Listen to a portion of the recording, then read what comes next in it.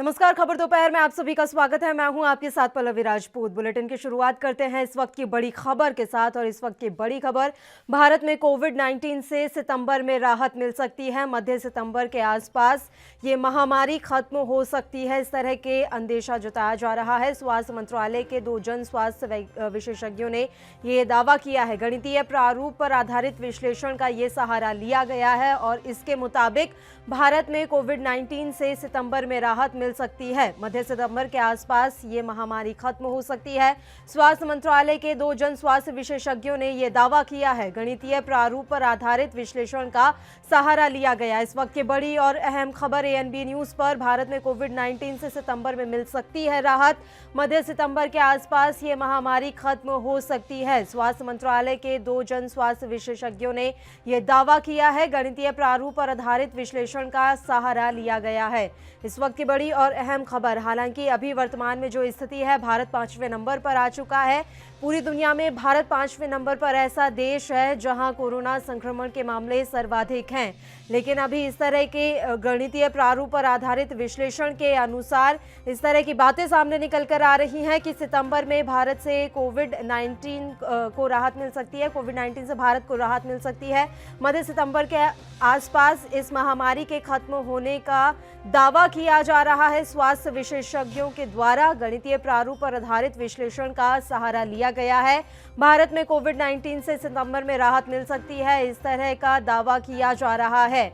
मध्य सितंबर के आसपास ये महामारी खत्म हो सकती है। स्वास्थ्य मंत्रालय के 2 जन स्वास्थ्य विशेषज्ञों ने यह दावा किया।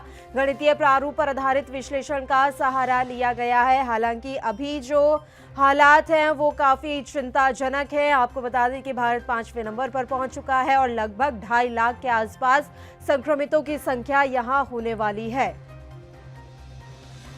इस खबर पर ज्यादा जानकारी के साथ हमारे संवाददाता दिल्ली से सुधीर सलूजा इस समय फोन लाइन पर जुड़े हुए हैं। सुधीर, पूरी जानकारी आपसे चाहेंगे। भारत में कोविड-19 से सितंबर में राहत मिल सकती है, ऐसा स्वास्थ्य विशेषज्ञों ने दावा किया है। स्वास्थ्य मंत्रालय के 2 जन स्वास्थ्य विशेषज्ञों ने दावा किया है। उन्होंने कहा है कि कोविड-19 महामारी मध्य सितंबर के आसपास भारत से खत्म हो सकती है। उन्होंने इस निष्कर्ष पर पहुंचने के लिए गणितीय प्रारूप पर आधारित विश्लेषण का सहारा लिया है। उनका कहना है कि विश्लेषण से यह प्रदर्शित होता है कि जब गुणांक 100% पर पहुंच जाएगा तो ये महामारी खत्म हो जाएगी, जो कि अनुमान है कि भारत में मध्य सितंबर तक पहुंच जाएगा। इसमें 2 डॉक्टर्स हैं, जिसमें डॉक्टर अनिल कुमार और रूपाली रॉय, जो कि कुष्ठ रोग से संबंधित है। उन्होंने ये निष्कर्ष को कहा है और उन्होंने इसको एक जो है पोर्टल पर इसको पब्लिश भी किया है। और उन्होंने कहा है कि भारत में जो यह बीमारी मार्च में आई थी और मध्य सितंबर तक ये 100% तक पहुंच जाएगी। या तो जो इससे संक्रमित लोग हैं उनकी मृत्यु हो जाएगी या वो ठीक हो जाएंगे। तो उनका ये आकलन है कि मध्य सितंबर तक यह बीमारी जो है भारत से चली जाएगी। ठीक है, बहुत बहुत शुक्रिया सुधीर, तमाम जानकारी हम तक पहुंचाने के लिए। तो भारत में कोविड-19 से सितंबर में राहत मिल सकती है, इस तरह की खबर आ रही है। मध्य सितंबर के आसपास ये महामारी खत्म हो सकती है। स्वास्थ्य मंत्रालय के 2 जन स्वास्थ्य विशेषज्ञों ने इसका दावा किया है।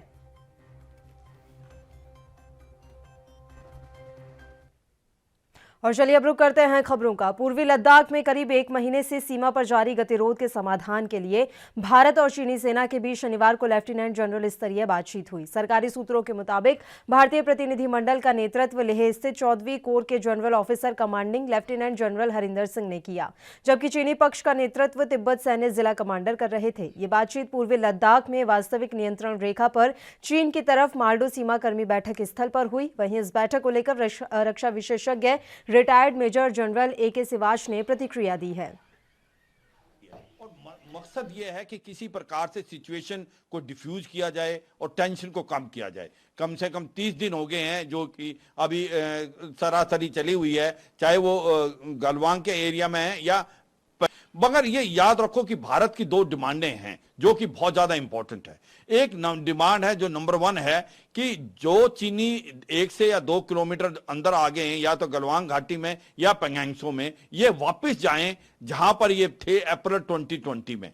और जो इंफ्रास्ट्रक्चर उन्होंने बढ़ा दिया है, टेम्परेरी बंकर्स वगैरह बना दिए हैं, उनको भी पीछे लेके जाएं।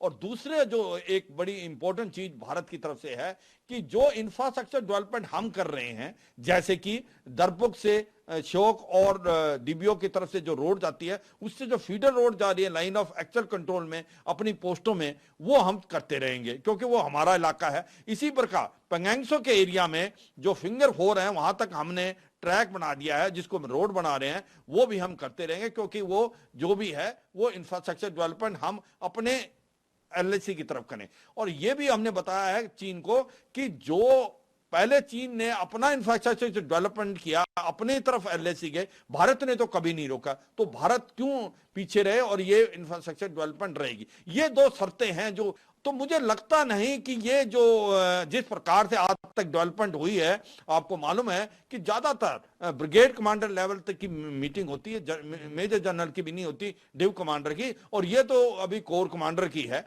क्योंकि ये जो चीज है एक जगह नहीं हुई है, ये गलवान घाटी में भी हुई है, आपके पेंगैंगसो में भी, डेमचोक में भी, और कहीं ना कहीं सिक्किम में, तो ये लेवल बहुत बड़ा है। और इसलिए मुझे नहीं लगता कि आज की टॉक में कोई बहुत बड़ी चीज होने वाली है। इसका एक ही फायदा है कि जो टेंशन है ग्राउंड पे वो कम होना, कॉन्फिडेंस बिल्डिंग करना, आपस में तालमेल करना, और एक प्रकार से जो पीस एंड ट्रैंक्विलिटी की भावना है जो 1993 के तहत थी, उसका आना। मगर जो असली मुद्दा है कि ये वापस जाएंगे और इंफ्रास्ट्रक्चर डेवलपमेंट हम कर पाएंगे, इनके ऊपर जो मेन मुद्दे हैं, शायद लगता है उसके लिए हमें पॉलिटिकल और डिप्लोमेटिक लेवल पे ही कुछ आपको ब्रेक थ्रू मिल पाएगा। यहां पर कोई ब्रेक थ्रू इतना बड़ा नहीं, यहां पर पहल है, अच्छी पहल है रिलेशन इंप्रूव करने के लिए आने वाले। छत्तीसगढ़ के सुकमा जिले में बड़ी साजिश को पुलिस ने नाकाम कर दिया। यहां नक्सलियों को हथियार, कारतूस और विस्फोट मुहैया कराने के आरोप में 2 लोगों को गिरफ्तार किया गया है। बस्तर क्षेत्र के पुलिस महानिरीक्षक सुंदरराज पी ने कहा कि मुखबिर की सूचना पर इस पूरे ऑपरेशन को अंजाम दिया गया। दरअसल पुलिस को 4 जून को मुखबिर से सूचना मिली थी कि माओवादियों के लिए हथियार और दूसरी सामग्रियों को पहुंचाने की तैयारी की जा रही है। इसके बाद पुलिस ने मनोज शर्मा और हरिशंकर गेडाम को सुकमा के मलका नगरी चौक से गिरफ्तार कर लिया है। इनके पास से राइफल और कारतूस बरामद किए गए हैं।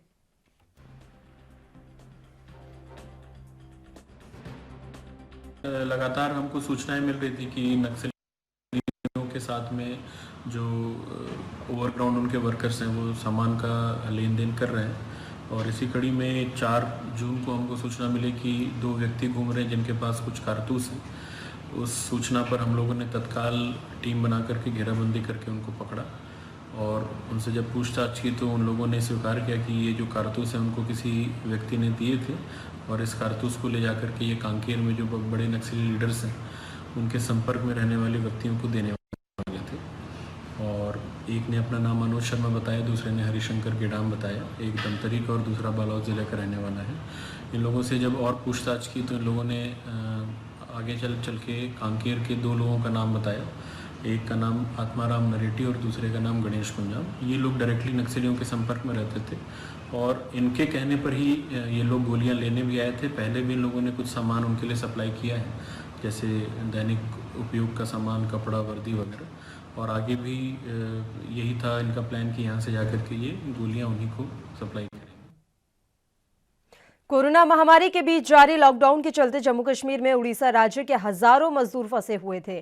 पिछले कई महीनों से यह लोग अपने घर जाने के लिए सरकार से गुहार लगा रहे थे। हालांकि कुछ मजदूर रेल के जरिए निकल गए थे, लेकिन कुछ अभी भी फंसे हुए थे। जम्मू कश्मीर के गैर सरकारी संस्था की मदद से आज यह लोग एयरलिफ्ट किए गए, जिनकी संख्या 400 के करीब है।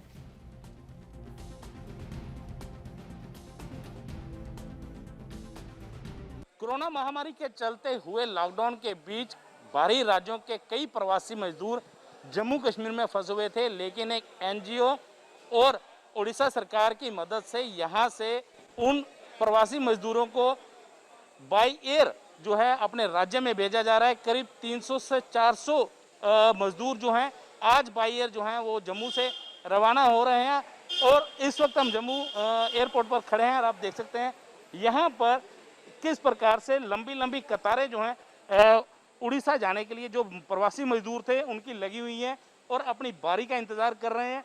ये कहीं ना कहीं राज्य सरकार के लिए और खास करके इन प्रवासी मजदूरों के लिए एक गर्व की बात है, क्योंकि जो प्रवासी मजदूर पिछले काफ़ी लंबे से यहाँ पे फंसे हुए थे वो अब सरकार की पहल के चलते यहाँ पर अब अपने घरों तक पहुँच पाएंगे, क्योंकि काफ़ी लंबे समय से यहाँ पर ना तो काम था और ना ही किसी प्रकार का इनको खाने पीने की व्यवस्था हो पा रही थी, क्योंकि रोज़गार यहाँ नहीं था। कोरोना के चलते कामकाज बंद था और इसी के चलते ये लोग यहाँ पे फंसे हुए थे और आज ये वापस जा रहे हैं तो इनको खासी खुशी है, क्योंकि ये अपने घरों में वापस पहुँच पाएंगे।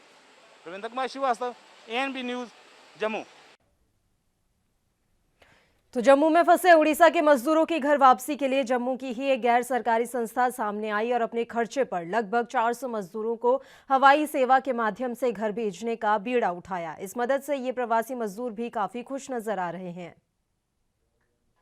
जम्मू कश्मीर में बाहरी राज्यों के प्रवासी मजदूर काफ़ी लंबे समय से, जब से लॉकडाउन हुआ है, यहाँ पर फंसे हुए हैं और उड़ीसा सरकार और एक NGO की मदद से आज इनको बाई एयर जो है यहाँ से भेजा जा रहा है। हमारे साथ कुछ मजदूर हैं, उनसे बात करते हैं। आप कितने दिनों से यहाँ पे फंसे हुए थे? 2.5 महीना 6 महीना हो गया इधर, तो 2.5 महीना हो गया इधर, कोई काम धंधा कुछ भी नहीं, तो इसलिए इधर फंसे हुए थे। तो बच्चे बुच्चे भी उधर परेशान हो रहे, इसीलिए सरकार ले रहे, तो सरकार को धन्यवाद है। आप यहाँ पे 6 महीने से फंसे हुए थे, अब सरकार की तरफ से और एक NGO की तरफ से आपको एयरलिफ्ट किया जा रहा है, कितनी खुशी है? बहुत बहुत खुशी है, अच्छा बहुत बहुत खुशी सरकार तो को। आप समझ सकते हैं इनको काफ़ी खुशी है, क्योंकि ये पिछले जब से लॉकडाउन हुआ है तब से यहाँ पे फंसे हुए थे। कुछ और मजदूर हैं। सर, आप भी जा रहे हैं वापस, कितना अच्छा लग रहा है? आप पहली बार? लग रहा है सर जी, बहुत फर्स्ट क्लास लग रहा है। हम कोई 6 महीना हो गया आते हुए, तो 3 महीना काम किए और 2.5 महीना, पौने 3 महीना लॉकडाउन में हम फंसे हुए और काम शाम कुछ भी नहीं, पैसा भी नहीं था। तो हमारा सरकार हमको भेज रहे, वो प्लेन में उड़ीसा में ले रहे हैं। बहुत बहुत आप पहली बार प्लेन में जा रहे हैं, कैसा लग रहा है? बहुत अच्छा लग रहा है, बहुत बढ़िया लग रहा है सर जी। कुछ और मजदूर हैं, उनसे बात करने की कोशिश करते हैं। आपका क्या नाम है? आपका क्या नाम है? कैलाश बेहरा। कैलाश, आप यहाँ पे फंसे हुए थे जब से कोरोना के चलते लॉकडाउन हुआ है और अब सरकार आपको बाई एयर लेके जा रही है, पहली बार बाई एयर जा रहे हैं आप, कितना खुशी है और सरकार को कितना अच्छा कदम मानते हैं? हमें बहुत खुशी है, हमारा सरकार को बहुत बहुत धन्यवाद जनाता। तो आप सुन सकते हैं इन मजदूरों को, ये सरकार का शुक्रिया तो अदा कर ही रहे हैं, वहीं पहली बार हवाई जहाज से यात्रा करने की खुशी भी इनके मन में जरूर है। Ravindra Kumar Srivastava, ANB news, Jammu. मोदी सरकार के दूसरे कार्यकाल का 1 साल पूरा होने पर बीजेपी नेताओं ने एक अभियान शुरू किया है, जिसमें वो घर घर जाकर मोदी सरकार की उपलब्धियों के बारे में बता रही हैं। इस कार्यक्रम की हरियाणा के रोहतक में बूथ नंबर 53 और 54 से हरियाणा बीजेपी के प्रदेश संगठन महामंत्री सुरेश भट्ट ने शुरुआत की। लोगों से मिलने वाले नेताओं में कुछ लोगों ने लापरवाही बरती है। जिला अध्यक्ष अजय बंसल बिना मास्क लगा ही लोगों के संपर्क में आ रहे हैं। ये साफ तौर पर केंद्र सरकार और हरियाणा सरकार के नियमों का उल्लंघन है।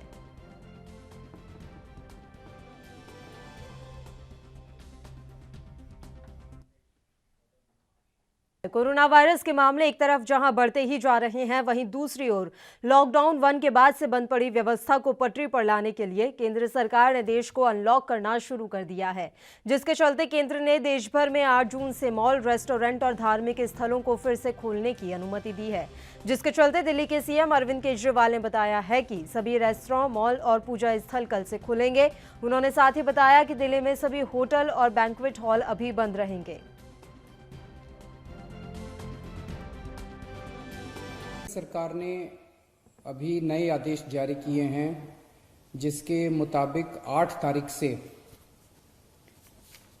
देश भर में रेस्टोरेंट खोले जाएंगे, मॉल्स खोले जाएंगे और धार्मिक स्थान खोले जाएंगे।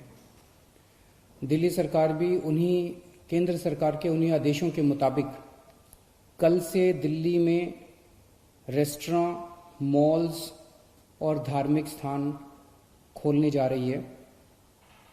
लेकिन जब ये खोले जाएंगे तो वहाँ पे सोशल डिस्टेंसिंग के क्या क्या स्टेप्स उठाने होंगे, मास्क पहनना होगा, जितने भी एहतियात बरतने के लिए केंद्र सरकार की एक्सपर्ट्स ने, केंद्र सरकार ने जो आदेश दिए हैं, उन सारे स्टेप्स को दिल्ली सरकार लागू करने जा रही है। और वो ऑर्डर अभी थोड़ी देर के बाद लागू हो जाएंगे। लेकिन दिल्ली में होटल्स और बैंकेट हॉल्स को अभी नहीं खोला जा रहा है, क्योंकि दिल्ली में बढ़ते हुए कोरोना के केसेस को ध्यान में रखते हुए आने वाले समय में हो सकता है हमें कई होटल्स और बैंकेट हॉल्स को हॉस्पिटल्स के साथ अटैच करके उनको हॉस्पिटल्स में कन्वर्ट करना पड़े। इसके मद्देनजर अभी होटल्स और बैंकेट हॉल्स को नहीं खोला जा रहा। बीजेपी नेता शाहनवाज हुसैन ने कहा कि आरजेडी के लोग खाली थाली बजा रहे हैं और उनके थाली बजाने से कुछ नहीं होने वाला। उनकी थाली खाली थी, खाली रहेगी, क्योंकि बिहार की जनता ने जो 15 साल उनकी थाली में सत्ता सौंपी थी, तब उन्होंने सत्ता का पूरा दुरुपयोग किया था। देखिए, आरजेडी के लोग खाली थाली बजा रहे हैं, उनके थाली बजाने से कुछ नहीं होने वाला। उनकी थाली खाली थी, खाली रहेगी, क्योंकि बिहार की जनता ने जब 15 साल उनकी थाली में सत्ता सौंपी थी, तब उन्होंने सत्ता का पूरा दुरुपयोग किया था। आज वो खाली थाली बजाएं, इससे कोई फर्क पड़ने वाला नहीं।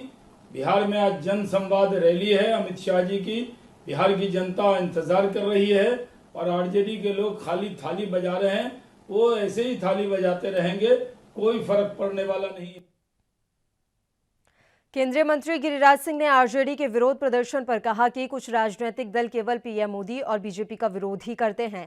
ये वही लोग हैं जिन्होंने कोरोना वॉरियर्स के सम्मान में जब थालियां बजाने के लिए कहा था तो उसका विरोध किया था, और आज गरीबों के अधिकार के लिए खुद थालियां बजा रहे हैं। मुझे लगता है कुछ लोग, कुछ राजनीतिक पार्टियां केवल नरेंद्र मोदी और बीजेपी का विरोध ही है। यही लोग थे जब पहली बार कोरोना से जुड़े हुए वॉरियर्स को, डॉक्टर हों, सुरक्षाकर्मी हों, नर्सेज हों, उनके समर्थन में थालियां बजाने के लिए कहा था, तो भी विरोध किया था। आज खुद थालियां बजा रहे हैं, कह रहे हैं गरीबों के अधिकार के लिए। गरीबों के अधिकार की चिंता अगर इनको होता तो गरीबों के संवाद की बात करते। गरीबों से संवाद की बात नहीं की, गरीबों के नाम पर अपनी राजनीतिक रोटियां। जेडीयू मंत्री नीरज कुमार ने आरजेडी नेता तेजस्वी यादव पर तीखे वार करते हुए कहा कि भ्रष्टाचार के राजकुमार 8वीं और 9वीं पास हैं। जब कोरोना से लड़ना था तब बीजेपी ने थाली बजाई थी, तो क्या तेजस्वी यादव अब नकलची बन गए हैं? भ्रष्टाचार के राजकुमार कहा जाता है कि 8वीं 9वीं पास है, तो कोविड-19 से लड़ना था तो देश के प्रधानमंत्री आदरणीय नरेंद्र मोदी जी और बिहार के माननीय मुख्यमंत्री नीतीश कुमार जी के अनुरोध पर बिहार की जनता ने घर घर में थाली बजाया। अब नकलची बन गए क्या तेजस्वी यादव? राजनीति में भी नकल, यह बताता है। और इनके जो पिताश्री हैं, कैदी नंबर 3351, वो है होटवार में, कोई है दिल्ली के तिहाड़ में, ये सब जुडिशियल माइग्रेंट है, न्यायिक प्रवासी है। तो जुडिशियल माइग्रेंट भी आज थाली बजाएंगे, तो जैसे ही थाली बजाएंगे जनता खूब जोर से ताली बजाएगी और अट्टहास करेगी। ये कैसी तबीयत है? कानून का जब इंजेक्शन लगा भ्रष्टाचार और अपराध के कारण, तो जुडिशियल माइग्रेंट हो गए ये लोग। तो जुडिशियल माइग्रेंट चूंकि इनके आइकॉन है इनकी पार्टी के, तो हमारी उम्मीद है कि वो विजुअल भी आज तेजस्वी यादव जारी करेंगे कि हमारे पिता होटवार जेल में, कोई तिहाड़ जेल में। चूंकि ये अपराध जगत के और भ्रष्टाचार के लालू जी महामंडलेश्वर हैं। राष्ट्रीय जनता दल के जरिए बिहार में गरीब अधिकार दिवस मनाया गया। कार्यकर्ताओं ने अपने अपने घरों के पास थाली और कटोरी बजाकर गरीब अधिकार दिवस मनाया। वहीं आरजेडी नेता जेपी यादव ने कहा कि आज हर एक गरीब परेशान है। साथ ही कहा कि हमने गरीब अधिकार दिवस मनाया है। और बिहार की जनता त्राहिमाम कर रही है। देश के श्रमिक को जहां सम्मान मिलना चाहिए, बिहार के मजदूरों को जहां सम्मान मिलना चाहिए, वहां उन्हें जो है अपमान मिल रहा है, वहाँ उन्हें सड़कों पर मौत मिल रही है। आज उन्हें खाने के लिए जैसे हाथ पसारना पड़ रहा है। जो श्रमिक देश का निर्माण करते हैं, श्रम की प्रतिष्ठा होनी चाहिए, न बिहार में हो रही है, न देश में हो रही है, न तो जो है श्रमिकों का सम्मान हो रहा है। कपिल सिब्बल के गौमूत्र पर दिए गए बयान को लेकर बीजेपी लगातार उन पर हमलावर हो रही है। अब बीजेपी नेत्री सरोज पांडे ने कपिल सिब्बल पर निशाना साधा है। पार्टी को अपना इतिहास देखना चाहिए और मुझे लगता है कि भारत की संस्कृति पर इन्होंने जिस प्रकार के आघात किए, उस आघात के कारण ही आज कांग्रेस की ये दशा है। कांग्रेस जहां पर खड़ा होना चाहिए था कांग्रेस को, आज कांग्रेस अपने अस्तित्व को खोज रही है। ना नेतृत्व है, ना नेता है, और उनके नेता जिस प्रकार की भाषा का इस्तेमाल करते हैं, जिस प्रकार से कपिल सिब्बल जी ने कहा है, ये भारत की आस्था पर एक तरह से आघात है, और अगर आस्था पर आघात होगा तो भारत की जनता माफ नहीं करेगी। कोरोना वायरस का कहर लगातार जारी है। आए दिन कोरोना मरीजों की संख्या में इजाफा होता ही जा रहा है। वहीं छत्तीसगढ़ की बात करें तो यहां आंकड़ा 900 के पार पहुंच गया है और 4 के करीब लोग कोरोना के चलते अपनी जान गंवा चुके हैं, जिसके चलते छत्तीसगढ़ के रायपुर से राज्य स्वास्थ्य मंत्री टीएस सिंहदेव की प्रतिक्रिया सामने आई है। इस बात का अनुमान था, बड़ी संख्या में लोग आएंगे तो संक्रमण लेके आ रहे हैं तो जांच होगी, उनके संक्रमण की संख्या बढ़ेगी। और आज शाम तक की रिपोर्ट के हिसाब से 923 केस अपने पॉजिटिव आ गए हैं। आज 60 नए प्रकरण सामने आए हैं। 2 लोगों की दुर्भाग्य से मृत्यु भी इसमें हुई है। 2 और ऐसे प्रकरण हैं जिसमें कोमॉर्बिडिटी की बातें हैं। एक को लुकीमिया था और एक को HIV था। तो इसके साथ 2 व्यक्ति और हैं जो कोविड पॉजिटिव भी थे और इन कारणों से ग्रसित होने के कारण ये दोनों कारण बने मृत्यु के। तो आने वाले समय में सरकार के पास बदलती परिस्थितियों में यही विकल्प रहते हैं कि परिस्थिति को देख के हम कैसा प्रबंधन करें उसकी तरफ जाएं। ये बात बार बार रखी जा रही थी, मैं भी इस बात को रखता था कि अंतर्राज्यीय आवागमन को नियंत्रित अगर हम नहीं करेंगे तो केसेस को हम नहीं रोक सकते। लेकिन केंद्र सरकार ने वो बात उचित नहीं समझी और ट्रेनें चालू हो गई। आज 10 से ज़्यादा ट्रेनें चल रही हैं। जो हमारी श्रमिक एक्सप्रेस आई, श्रमिक गाड़ियाँ आई, वो तो करीब 63 आ चुकी हैं। वो चिन्हांकित गाड़ियाँ थी। आज 10 से ज़्यादा ट्रेन आ रहे हैं तो छत्तीसगढ़ में बड़ी संख्या में 5 से 10 हज़ार लोग डेली इन ट्रेनों से आ रहे हैं। वो कहाँ जाएंगे, क्या होगा, बहुत मुश्किल हो रहा है इसको जांच करना। तो एक तो मेरी अपील सभी नागरिकों से जो यात्रा करके आ रहे हैं, स्वयमेव आप आके जानकारी दे दें कि हम बाहर से आए हैं और आप कहाँ पर हैं, होम क्वारंटीन में हैं या जहाँ भी हैं, आप स्वयं प्रशासन को जानकारी। कोरोना संकट के चलते विकास कार्यों में भी ब्रेक लग गया था, लेकिन अब लॉकडाउन में मिली छूट के चलते PWD विभाग के कामों में तेजी आई है। हिमाचल के हमीरपुर लोक निर्माण विभाग के तहत ही नाबार्ड के 15 काम शुरू हुए हैं, तो प्रधानमंत्री योजना के तहत 40 काम चल रहे हैं और कुल मिलाकर 143 काम 5 डिवीजन में शुरू हुए हैं। लेकिन कोरोना के भय के कारण बाहरी राज्यों के मजदूरों के घर चले जाने के चलते PWD विभाग के सारे काम प्रभावित भी हो रहे हैं।